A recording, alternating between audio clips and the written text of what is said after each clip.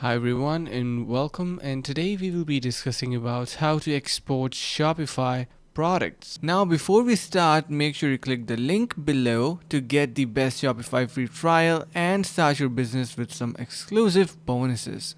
So what we need to do is simply head over to our products section from the left side, and then we have this export option. Make sure that every product have the details that you are looking for, or what you can do is select the products and export those particular products. And if you do not want to select, you can simply also select all and then export all of the products. So click on export and simply choose all products from here. And then you have either CSV for Excel, numbers, or other spreadsheet programs, or you can go for plain CSV, which is opened in Excel sheet.